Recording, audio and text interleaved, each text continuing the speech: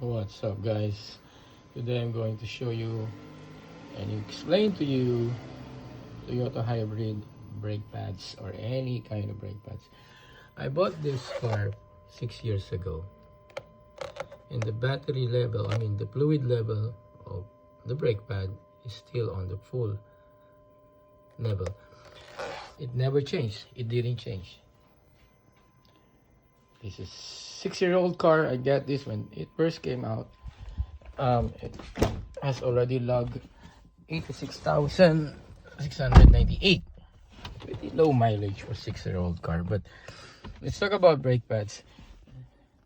The brake pedal is not the usual hydraulic brake pedal. This is an electronic brake pedal.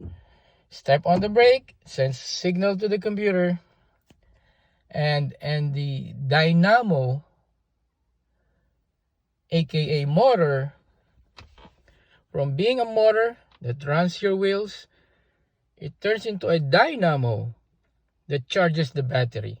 So it reverses the polarity, and the magnetic field resists the movement or the spin going to the transmission, going to the wheels. So basically, when you drive a hybrid car, when you step on the brakes or you releases your foot on the gas, it slows down. It's like driving a manual car.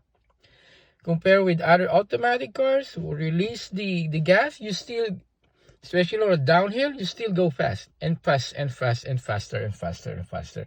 But with hybrid, as soon as you releases your foot on the gas pedal, especially when you step on the brakes also, electric motor becomes a charger, becomes a dynamo, and the magnetic field resists the flow, the spin, as it charges your battery.